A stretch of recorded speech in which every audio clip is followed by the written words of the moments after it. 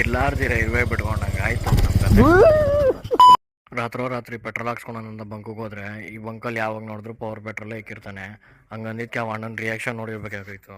ಬೀಜ ಕುಟ್ಟಿದ ದುರಾಂಕಾರದ ದುರಾಭಿಮಾನದ ದುಸ್ಸಾಹಸದ ನನ್ನ ಮಗನ ನಮ್ಮ ಮಾದಪ್ಪನ ನೋಡೋಣ ಅಂತಾನೆ ಮುಂಜಾನೆ 5:50 ಮನೆ ಬಿಟ್ರೆ ನೋಡಿದ್ರೆ ಉಗುರು ಮಳೆ ಇಟ್ಕೊಂಡ್ಬಿಟ್ಟಿತ್ತು. ಆಗಿದಾಗ್ಲಿ ಅನ್ಕೊಂಡು ಜೈ ಆಂಜನೇಯ ಅಂತ ನಮ್ಮ ಬಾಸ್ಗೊಂದು ಸಲಾಮ್ ಮಾಡಿದ್ಬಿಟ್ಟು ಹಾಗೆ ಒಂದು ಜಾಗದಲ್ಲಿ ಬಿಸಿಯಾಗಿ ಇಬ್ರು ಸೇರಿ ಟೀ ಕುಡ್ಕೊಂಡು ಇನ್ನೊಂದು ಜಾಗದಲ್ಲಿ ರಾಮನಗರದಲ್ಲಿ ತಟ್ಟೆ ಇಡ್ಲಿ ಅಂತೆ ಮೇಲೆ ಬೆಣ್ಣೆ ಬೇರೆ ಎಷ್ಟು ದಪ್ಪ ಹಾಕ್ಕೊಟ್ಟಿದ್ರು. ಊಟ ಮಾತ್ರ ಸಕ್ಕತ್ತಾಗಿತ್ತು ಗೈಸ್. ಹಾಗೆ ಊಟ ಮುಗಿಸ್ಕೊಂಡು ಮಾದಪ್ಪನ ಸನ್ನಿಧಿಗೆ ಬಂದ್ವಿ.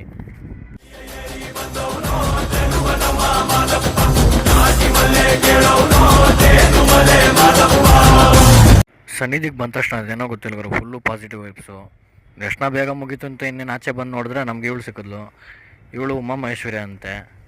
ಆ ಅಪ್ಪನು ಇವಳಿಗೇನು ಕೊಡ್ದಿರ ಮೂಗು ಒರೆಸ್ಬಿಟ್ಟು ಕಳಿಸ್ಬಿಟ್ನು. ಅವಳು ಮನಸ್ಸೆಲ್ಲ ಬೈಕೊಂಡು ನನ್ನ ಮಗನ ಏನು ಕೊಡಲ್ಲ, ಈಗ ನನ್ನ ಮಗನ ಹತ್ರ ಇದ್ರೆ ಕಿಟ್ಟಲ್ಲ ಅನ್ಕೊಂಡು ಬೈಕೊಂಡಿರ್ತಾಳೆ. ಕೊನೆಗೊಂದ್ಸಲ ಉಗೇ ಮಹೇಶ್ವರ ಅಂದ್ಬಿಟ್ಟು ಜಾಗ ಬಿಟ್ವಿ.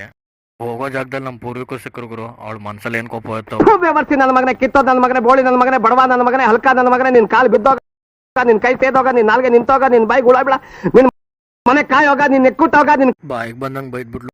ಆಯ್ತು. ಆಮೇಲೆ ಪಕ್ಕದಲ್ಲಿ ಇನ್ನೊಬ್ರು ಪೂರ್ವಿಕರು ಸಿಕ್ಕಿದ್ರು. ಅವನ ಮಾತಾಡ್ಸೋಣ ನೋಡಿದ್ರೆ ಇರ್ಲಾರ್ದಿರ ಇರುವೆ ಬಿಟ್ಕೊಂಡಂಗೆ ಆಯ್ತು ಕತೆ. ನೀನ್ 7 ಮಿಂಡ್ರಿ ಆದ್ರೆ ನಾನು 14 ಮಿಂಡ್ರಿ.